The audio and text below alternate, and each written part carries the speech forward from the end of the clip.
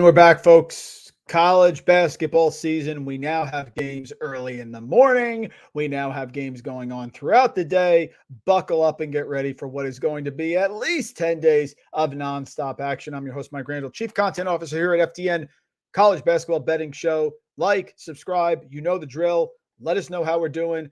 We're here to have conversation. We're here to go back and forth. We're here to give you our picks and get ready for the upcoming March Madness slate. We have you covered across the board. Great insight. Frank Brank's models on the site. Walt Waddell is going live all the time. Mike Crucci's props. He's over 100 units. We have you covered here, ready to rock and roll. So, folks, without further ado, we will go. We have all our picks here. Picks going across the bottom of the screen. Great stuff for you. I have insight across the board. Let's get started.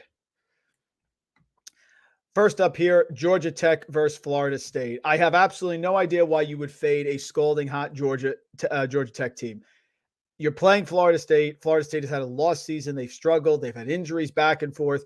Georgia Tech's won 3 games in a row. They've won 4 or 5. They've won 2 road games. Seminoles have lost 6 or 7. They needed that miracle comeback against Miami, rival Miami. They were down 25 points. No Nigel Pack in that game. Georgia Tech 16-13 against the spread. They've covered 8 games in a row. Georgia Tech, Miles Kelly, Lance Terry are scalding hot from 3-point range. So our first game here, number is not big enough. Georgia Tech -2 against the Seminoles.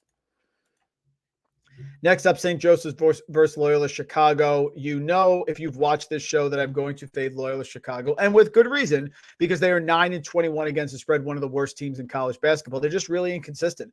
They have a couple players who are holdover from the great teams of the past, but they just haven't been able to do anything on defense whatsoever. If you look at their numbers on defense, I mean, it's just almost laughable, Loyola Chicago. Let me read to you how bad they are on the defensive end across with all the key metrics that we're talking about here. Within A10 play, they are last, Loyola Chicago, in adjusted defensive efficiency. They are last in effective field goal percentage defense. They are last in 3-point percentage allowed. They allow their opponents to shoot 37% from 3-point range. They are last in 2-point percentage allowed, 53.7%. Just nothing there across the board. They are playing in this matchup against the St. Joe's team, getting 1.5 points. Not that St. Joe's has been great, but they do compete. They do get after you. I like St. Joseph's here, getting 1.5 against Loyola Chicago anytime I can get it. Next game up, don't you think this is a little high? Are we at the point where Boston College is going to be favored in a neutral site by 6.5 points? I know it's Louisville, and they've been awful, but I don't know the status of Quentin Post, the big man coming into this game. Saw him at warm-ups yesterday, walking around without a shoe, trying to get healthy. So even if Quentin Post plays, I don't know how effective he's going to be, and I just don't think we should have Boston College laying 6.5 points, almost a touchdown. Louisville got up big at Boston College when they played earlier this year, and the Eagles came storming back. In that game, Quentin Post had 22 points. Just feels like too many points against a Boston College team that won't have their best player at 100%. It's a neutral court game. As much as the Cardinals have been a train wreck this year, they're 13-18 against the number. BC's 14-17. There's not a huge difference here between these teams. Maybe L. Ellis gets hot from 3. Louisville can hit the offensive boards a little bit. BC on the outside can be a little sketchy. I just think the number's a little high. Give me the 6.5 there with Louisville. Good coaches matter. I have beaten that home all year. Scott Cross mattered in that Troy game. We got that covered by a 0.5 point there over James Madison because I think he prepares his kids well. And in a similar situation, we have Archie Miller here with Rhode Island. Rhode Island is great on the boards, which is critical against a team like LaSalle. You saw LaSalle absolutely gag it against Loyola Chicago, did not play well, could not score consistently at home against Loyola Chicago. Now they're going on a neutral court. Now, Rhode Island is without second-line scorer Brayon Freeman, who was dismissed from the team 3 weeks ago, which certainly caused problems. Now, they're only 1-5 without Freeman on the court, but they played Fordham tough away and they covered. They were winning that game late. Fordham's been fantastic this year. Loyola Chicago, they won away without him as well. So maybe the chemistry issues have improved. Archie Miller, with a Rhode Island team that's strong on the boards against a weak LaSalle offense that showed no fight at home against Loyola Chicago, losing that game. I will take Rhode Island as a slight underdog, even a money line play if you want. Have not been impressed with Grand Canyon all year. Grand Canyon is living off reputation here. Now you have Grand Canyon in the WAC tournament here, playing at a neutral site against UT Arlington. Have not been impressed with Grand Canyon this year. Terrible. They don't force turnovers. Terrible on the defensive boards. And you have UT Arlington, who showed a lot of fight. They beat Utah Tech at home. They beat a good Stephen F. Austin team away. They've won some tough games. They beat Sam Houston State at home. So they've played the top teams here in the WAC, and they've shown out. Within conference, they are tremendous on the offensive boards. So you have a team in Grand Canyon that is horrific on the defensive boards and a team in UT Arlington that, while they can struggle to score, are great on the offensive boards, and we're at a neutral site. Give me a slow game. Give me a battle. Give me teams struggling to score. Give me the rebounds here. I will take Texas Arlington versus Grand Canyon. Travis, any concern with Abina being out for St. Joe's? No, he's been out here for a while, and I handicapped him being out. They still have a guard-oriented team. Sometimes when you lose that interior player, the team can rally around it, and I just don't have any faith on the other side of the ledger here. So no problem. I get it. He's going to be out, but Loyola Chicago on the road, sketchy, terrible on the defense. I trust the guards here, St. Joe's, more than I trust Loyola Chicago.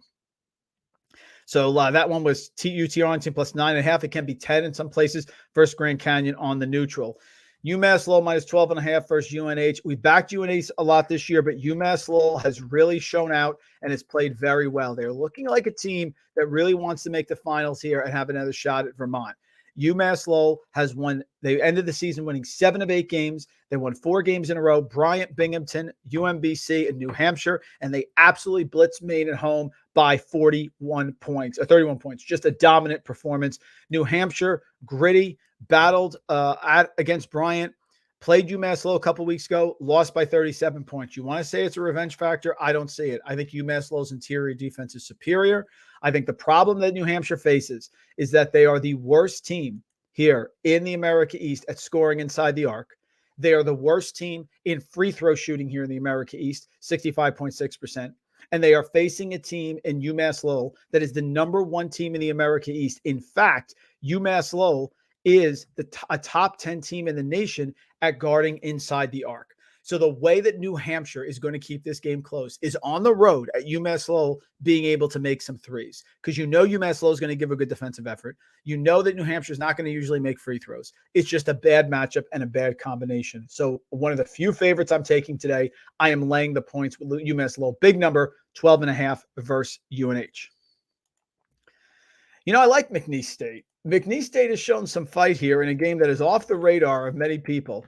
McNeese State in the Southland Conference ended the season with a win over New Orleans, played Texas A&M Commerce at home, beat them in a really close game. Then went on the neutral against Nicholls State and beat them by 6 points. Now they're playing Texas A&M Corpus Christi. They have played Texas A&M Corpus Christi twice this year. They lost at home by 23. They lost away by 9. But I just think this game's going to be a little bit close here. Texas A&M Corpus Christi does have weaknesses. They're good at forcing turnovers, but they're terrible inside the arc, and they rely a lot on these incredible three-pointers.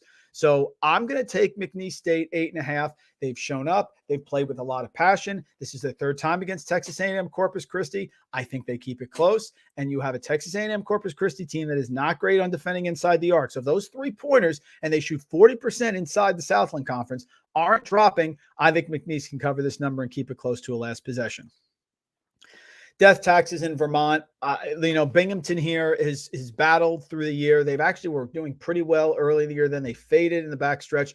Vermont is one of the most reliable betting teams in all of college basketball. It's a big number. It's 15.5, but they're just playing at such a high level with John Becker. They are head and shoulders better than everyone else in the America East. I'd love to see them battle UMass Lowell in the championship, but in this matchup, Vermont, Binghamton, I don't have enough offense for Binghamton, and I trust Vermont implicitly because they're one of the few teams that have been super consistent here. John Becker does a great job with Vermont. They schedule up. They play tough teams in the non-conference. Laying it here. Again, you have to be a special team in a conference tournament at a neutral setting for me to lay the points. Vermont is that. In this case, they are home. We will take them here against Binghamton. Fairleigh Dickinson and Merrimack have played twice this year. Merrimack was fantastic in the Northeast Conference. If you look in the Northeast Conference, they were 12-4. They were 2 games clear of Fairleigh Dickinson and 2 games clear of Stonehill. But Merrimack, who's on the nation's 6th longest winning streak, 10 games, plays a very slow pace. So they keep games close. Yes, they are flying high. Beat LIU at home, scored 91. Beat Sacred Heart, but they played Fairleigh Dickinson twice. And you know what happened? They lost both games. The matchup here is terrible for Merrimack. They are bad on the boards. They are bad on the defensive boards, one of the worst teams in the country, and bad on the offensive boards. Here comes Fairleigh Dickinson, who can be super aggressive and great on the offensive boards, who can score inside the arc. And the weakness here for Fairleigh Dickinson is defensively. So now you're playing on the road against Merrimack, but the problem here is Fairleigh Dickinson is better on offense than Merrimack by far, and Merrimack's defense and defensive rebounding have not been fantastic. I know it's a third time. I know Merrimack's home, 4.5. I will take Fairleigh Dickinson here, maybe make it 3 wins over Merrimack this season. It was a nice little push in Mike Bray's last home game by Notre Dame, but we're not going to keep riding Notre Dame here once we get to the ACC tournament. I am taking Virginia Tech in this matchup over Notre Dame. Notre Dame had a nice job there at the end. They had the good win over Pittsburgh at home. Then they lost away to Clemson by 23. Their other losses, competitive, but they played Virginia Tech. They lost at home by 6. Now Virginia Tech is looking to regain that magic. Virginia Tech had big plans this year. They were 11-1, and then they lost Hunter Couture in the Boston College game, Virginia Tech, and they lost to Wake, and they lost to Clemson. They lost to NC State. They lost to Syracuse, Virginia, and Clemson. But they've started to get going here. They played Louisville. They won away big. They played Florida State at home. They won big. You've seen this Virginia Tech team last year win 4 games in 4 days. Here against Notre Dame, neutral court, Virginia Tech. I am not trusting Notre Dame with Mike Bray. He's moving on. The team is moving on. Give me Virginia Tech -6.5 here. One of my absolute favorite picks, we are going here with Northern Kentucky -2.5 versus Cleveland State. I love fading the big game. That's what we did last night with Hofstra, and it was very profitable. Hofstra with the massive dominating win, jumped out to a huge lead against UNC Wilmington, and then UNC Wilmington fought back. Northern Kentucky was my pick prior to this tournament starting. They're playing a Cleveland State team that's been fantastic, but just got out last night and absolutely demolished from start to finish in the Horizon Conference. Cleveland State demolished Milwaukee, never gave them a chance to breathe. That is not happening against the Norse. That is not happening against a team in the Norse that has a veteran coach in Darren Horn who has been there before. Every year, Northern Kentucky is tough. They scheme for these games. They played Cleveland State just a couple weeks ago away and only lost by 1 point. They played Cleveland State earlier this year and they won by 1 point. This should be a close battle, but I do not trust Cleveland State with Danielle Robinson in his first year, coming off of last year's fantastic year. I do not trust them here. They're going to be overconfident. They had a huge last game. Northern Kentucky, not fancy, just does what they do, which is win. They defend. They're efficient on offense, and they turn you over. If Cleveland State tries to run up and down like they did last night, they're going to get turned over big time. Give me Northern Kentucky as a shocking favorite here, -2.5 versus Cleveland State. College Charleston's great. I think they've won 30 games this year, and I don't believe there's been a team in college basketball history that's won 30 games and not made the tournament. But if Charleston doesn't win this game, I don't think they're getting in. That being said, UNC's Wilmington's defense, their three-point shooting last night, their defense is playing at an elite level. College of Charleston is great. Everyone scores 8 points, but when you get to these tournament settings, it is tough to find someone to score late in the game. The reason Towson lost that game, even though they out-executed them, is because they had foul trouble for most of the game. In this case, we are taking the 10 points with UNC Wilmington. I believe in their defense. I think it's way too many points. I don't think College of Charleston is built to blow teams out because their offense can really struggle. This is a good battle between two fundamental teams. Give me UNC Wilmington +10.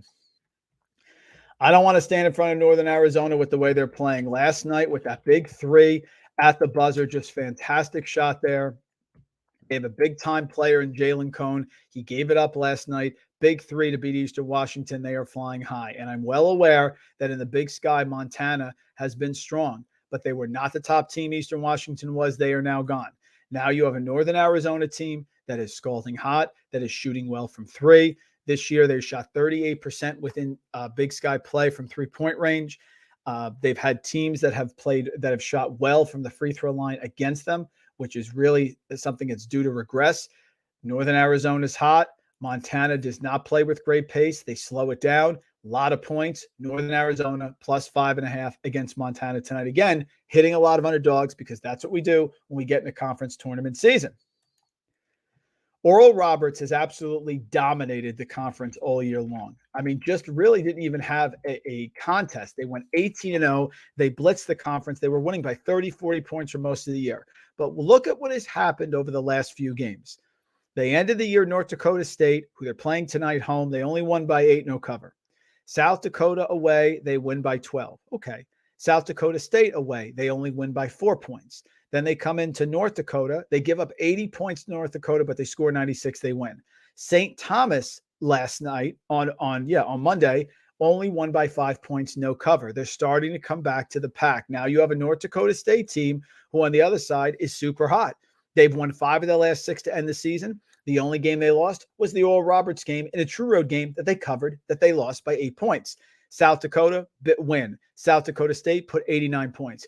I think this game is very close. I don't think Oral Roberts is running away and hiding. They've done that for most of the year, but I like looking at momentum. And if you look at the momentum lately, North Dakota State is playing very well. They just played Oral Roberts very close. And now you're giving me double-digit points. North Dakota State plus 10.5 here versus Oral Roberts. 2 games left for you folks. St. Mary's versus Gonzaga. Every time I watch Gonzaga, I get concerned. Drew Timme is not dominating as he normally does. He gets his numbers against inferior opponents, but struggles against good opponents here. They are playing St. Mary's. Gonzaga is favored. I don't trust their backcourt. Their backcourt is not consistent from the outside, hasn't been all year. Here comes St. Mary's. Now, St. Mary's plays at a slow pace, and they keep teams involved. But what we notice about St. Mary's is a lot of times they play up or down to the competition. They played Gonzaga away. They lost by 9, but the game that Gonzaga had revenge on their mind, there really was no benefit there in that matchup for St. Mary's. They ended up playing Gonzaga, and they kept it close. And, of course, they beat the Zags in overtime earlier this year. Nice win last night. And Aiden Mahaney, the freshman guard for St. Mary's, is the best player on the court tonight. Drew Timme's great. I get it. But they should be able to match up. Mahaney is the matchup that no one can stop. No one on Gonzaga can guard him. He is absolutely dominant. He can shoot from 3. He attacks the basket. He makes his free throws. And the guy was Mr. Consistency until that second Gonzaga game. He only had 9 points. But the game prior, he had 18, and he took the game over in the fourth quarter. I like St. Mary's here, plus 2.5 against the Zags. And finally, Montana State. I love Weber State. I've bet Weber State a lot, but usually at home, I don't like them in a neutral one on the road.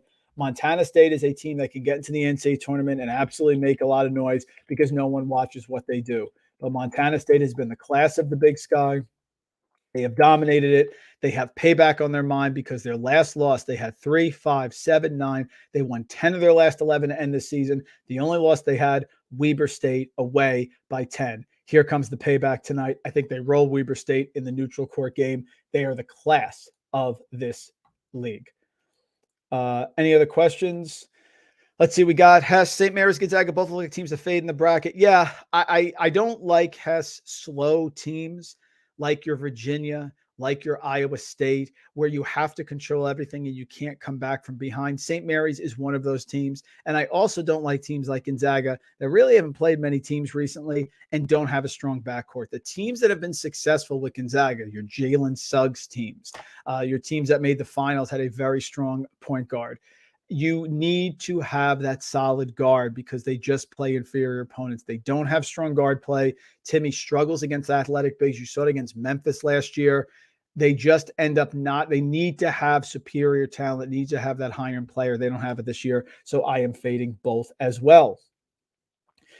There you go, folks. There are the picks. Quick in, quick out. Of course, get there. We're going to have more stuff coming up. I'm going to the Big East tournament. I will be there tomorrow. I will be there Thursday, possibly Friday. So if you're there, hit me up at Randle Rant. Send me a message. Love to connect. Say hi to all the fans. FTN, the place to go here, folks. Don't go anywhere else for college basketball content. We have it rolling. Let's get to the window.